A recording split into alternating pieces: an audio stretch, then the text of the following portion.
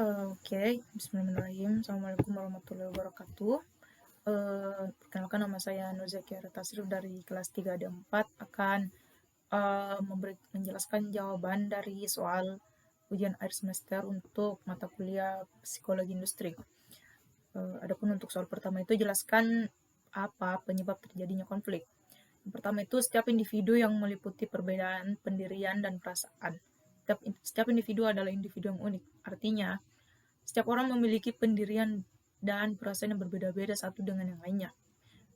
Poin kedua, perbedaan latar belakang kebudayaan sehingga membentuk pribadi-pribadi yang berbeda. Seseorang sedikit atau banyak akan terpengaruh dengan pola-pola pemikiran dan pendirian kelompoknya. Pemikiran dan pendirian yang berbeda itu pada akhirnya akan menghasilkan perbedaan individu yang dapat memicu konflik.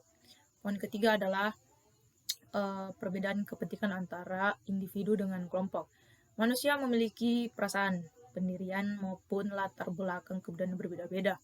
Oleh sebab itu, dalam waktu yang bersamaan, masing-masing orang atau kelompok memiliki kepentingan yang berbeda-beda. Kadang-kadang orang dapat melakukan hal yang sama, tetapi untuk tujuan yang berbeda-beda. Poin terakhir adalah perubahan nilai yang cepat dan mendadak dalam masyarakat. Perubahan adalah sesuatu yang lazim dan wajar terjadi. Tetapi jika perubahan itu berlangsung cepat atau bahkan mendadak, perubahan tersebut dapat memicu terjadinya konflik. Soal kedua, jelaskan dampak positif dari konflik. Yang pertama itu, aspek-aspek kehidupan di masyarakat yang belum jelas atau masih belum selesai ditelaah. Yang pertama itu aspek-aspek kehidupan di masyarakat yang belum jelas atau masih belum selesai ditelaah dapat diperjelas dengan adanya konflik. Yang kedua, perkembangan zaman memaksa masyarakat harus beradaptasi dengan perubahan yang ada. Poin ketiga, dalam konflik antar kelompok, sebenarnya konflik dapat berfungsi efektif dalam meningkatkan solidaritas sesama anggota kelompok yang sedang berselisih dengan kelompok yang lain. Selanjutnya, adanya konflik membuat setiap individu atau kelompok yang terlibat harus mengandalkan diri sendiri untuk menenangkan konflik tersebut atas individu atau kelompok lain. Karena itu, konflik juga merupakan jalan untuk mengurangi ketergantungan antar individu dengan kelompok. Selanjutnya, ketika ada perubahan-perubahan sosial di masyarakat, konflik dapat membantu menghidupkan kembali norma-norma lama maupun menciptakan norma-norma baru agar tercipta harmoni dan keteraturan dalam masyarakat tersebut. Selanjutnya, konflik juga dapat berfungsi sebagai alat untuk mencapai keseimbangan antara kekuatan-kekuatan yang ada di dalam masyarakat yang terlibat. Adapun yang poin terakhir, ketika pihak-pihak yang terlibat sama-sama kuat, konflik pun dapat memunculkan sebuah kompromi baru agar setiap pihak mendapat apa yang diinginkan dengan konsekuensi yang disepakati bersama. Soal ketiga, jelaskan dampak negatif jika konflik tidak dapat ditangani. Yang pertama itu, memakan korban berupa kerusakan harta, benda, dan nyawa manusia. Yang kedua itu, berubahnya kepribadian para individu yang terlibat. Yang ketiga, menimbulkan dominasi dari kelompok yang menang atas kelompok yang kalah. Dan yang keempat adalah rusaknya hubungan antar individu dan kelompok. Untuk soal keempat, jelaskan dampak yang diakibatkan oleh stres kerja. Yang pertama itu adalah subjektif, berupa kekhawatiran atau ketakutan, agresi, apatis, rasa bosan, depresi, keletihan, frustrasi, kehilangan kendali emosi, penghargaan diri yang rendah, gugup, dan kesepian. Yang kedua itu perilaku, berupa mudah mendapatkan kecelakaan, kecanduan alkohol, penyalahgunaan obat, luapan emosional, makan atau merokok secara berlebihan, perilaku impulsif, dan tertawa gugup. Yang ketiga adalah kognitif.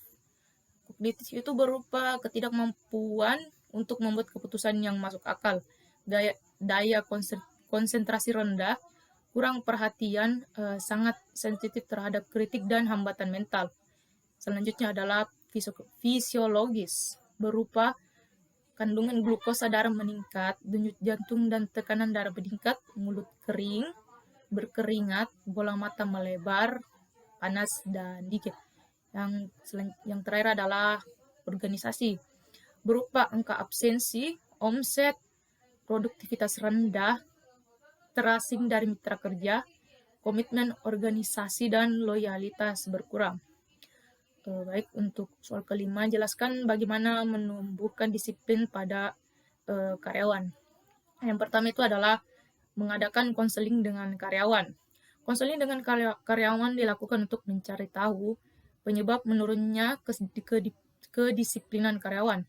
Kita dapat melakukan interview singkat kepada karyawan yang terindikasi mengalami penurunan kinerja atau karyawan yang biasanya berprestasi itu tiba-tiba semangatnya turun. Yang kedua adalah memberi contoh kedisiplinan pada karyawan. Contoh yang baik juga akan membuat karyawan menjadi segan dan bisa menirukan kebiasaan baik tersebut. Yang ketiga adalah memberlakukan reward bagi karyawan yang disiplin.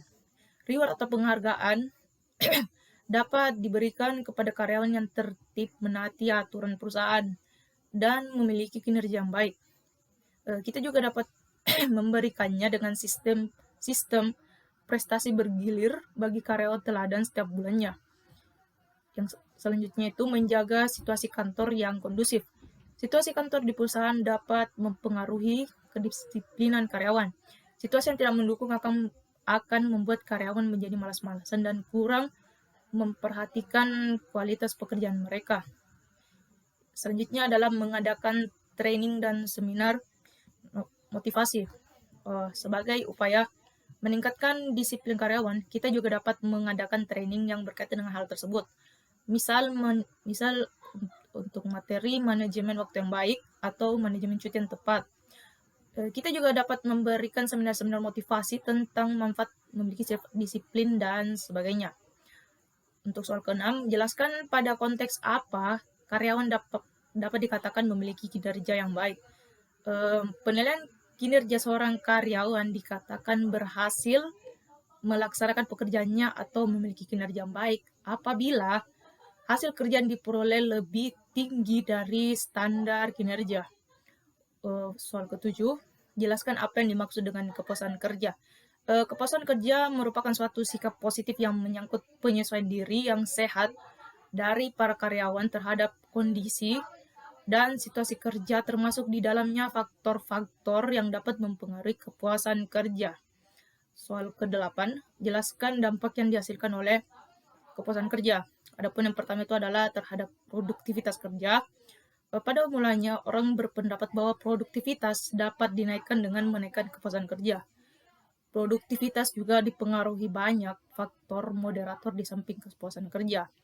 Yang kedua itu terhadap ketidakhadiran dan keluarnya tenaga kerja. Menurut ahli yaitu Porter dan Steers, beliau berdua ini mengemukakan bahwa ketidakhadiran lebih bersifat spontan dan kurang mencerminkan ketidakpuasan kerja. Berbeda dengan berhenti atau keluar dari pekerjaan. Perilaku ini karena akan mempunyai akibat ekonomis yang lebih besar. Maka lebih besarnya menurut saya kemungkinannya poin ini berhubungan dengan ketidakpuasan kerja, namun bisa berpengaruh pada kepuasan kerja juga. Poin selanjutnya adalah terhadap kesehatan. Ada beberapa bukti tentang adanya hubungan antara kepuasan kerja dengan kesehatan fisik dan mental. Kajian yang dilakukan oleh Konhauser, salah satu ahli, tentang kesehatan mental dan kepuasan kerja adalah untuk semua tingkatan jabatan. Persepsi dari tenaga kerja bahwa pekerjaan mereka menuntut penggunaan efektif dari kemampuan mereka berkaitan dengan skor kesehatan mental yang tinggi. Mungkin cukup sekian penjelasan bisa saya berikan. Kurang lebihnya mohon dimaafkan. Wabillahi taufiq wal hidayah. Assalamualaikum warahmatullahi wabarakatuh.